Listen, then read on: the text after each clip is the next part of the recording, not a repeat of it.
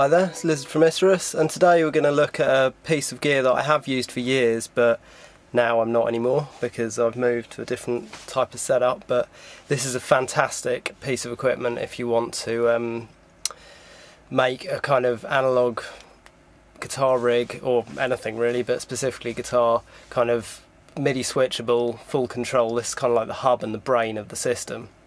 So it's by a company called RJM, and it's the RG16. They've done a succession of different models of this, I think, like the Rack Gizmo, and they do smaller versions which are kind of half of what this does, and lots of other stuff. But they're an excellent company. They make really good kind of switching utility equipment, really high end, really well made, well thought out, well spec'd, just great stuff. They're an excellent company. I'm not affiliated with them. I've got a lot of respect for the stuff they do and the things they make. They make foot controllers as well, which are awesome. But yeah, this is about the RG16. So let's just have a look at it. Here it is. It's a 1-unit rack. Nice sturdy metal fascia. And the way to look at this thing is it's kind of like two devices in one. This bank is for function switches, which is like controlling an amp or anything that needs just a closed or open on-off switch, and then a set of 8 audio loops. So in there you can have other pieces of rack gear or pedals, so that when you're not using any particular effect, it's completely out of your signal chain. So your signal chain runs through this, and then depending on what you have turned on, they'll only be in the loop when you need them. And obviously it's MIDI controlled, so you just set up a patch and it'll have whatever amp setting you want and whatever you want in your audio loop. Just quickly showing you the RG16's function switching when it's in my rig.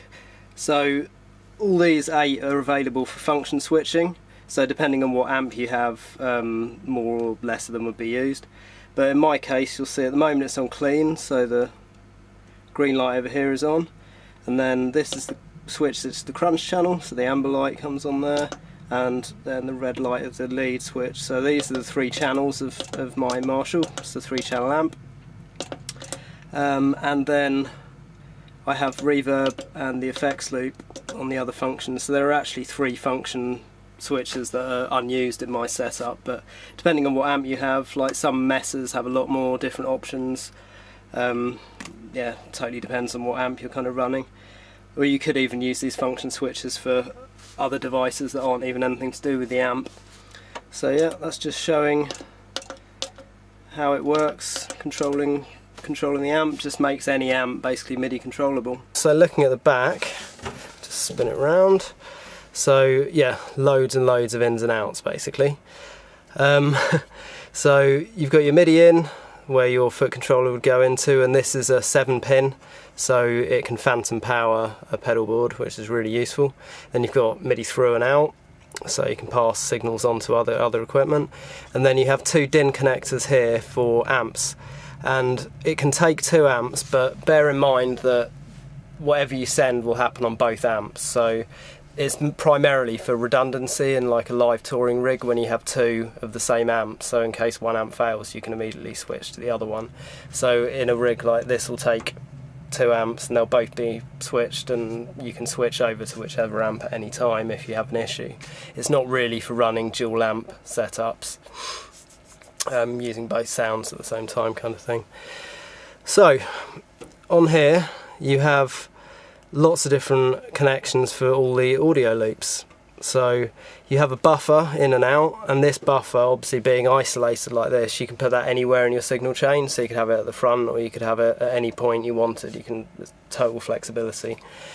And then the input, and you can also plug it in from the front, but and then the first 4 of your audio loops just run into each other, so there's no jumper cables or anything there, and they're a chain of 4, so you can put 4 effects or whatever in those, and they're 1, 2, and 3, and 4. Then here you have the output from that section, which you can then feed into here, and you can carry on for another 4 effects, but this time you have to sort of add an extra jumper cable, because all these are isolated loops with an in and out and a send and return. So these, for example, you could just jumper them from the output to the end of the next one and just use them send and return for 4 in a chain, or you can use them independently completely, which is I did with was it just 1 or 2 of them? I can't quite remember now, but I had a separate feed coming from my amp going into my signal processor for reverbs and delays, and I had that under an isolated loop, so it wasn't actually in a chain of all the other effects. So yeah, I mean, there's loads of different ways you can use this. You can use these for using stereo sends as well, but it's kind of up to you and your imagination how you want to use it, what you want in the chain. But I used it for switching various effects pedals in front of the amp and sort of send effects, reverbs and delays and stuff outside of after the amp. Right, so I'll just show you it briefly when it's plugged in, show you kind of how you'd set something up. So the way I've got it at the moment, these 3 were the 3 amp channels, so that's why you can't put more than 1 on at the same time there. You can set all this up as to how everything functions. So I was only using the first 3 for channel switching and 2 others for my reverb and my effects loop. So there were 3 I wasn't even using. I did at one time have them as a mute for one of my compressors, but you can do that kind of thing. You can set them up for anything you want. So, and over here your audio loops, so these are all, obviously you can have them all on or whichever ones you want. And this is how easy it is to program. So you'd select which amp channel you wanted, in my case my reverb on, the effects loop and whatever effects I wanted in the chain. And this won't work now because I haven't got it connected to a MIDI controller, but all you do is hold the right button down, these would flash, and that's it, it's stored for that that preset. So it's really, really easy to operate, really intuitive.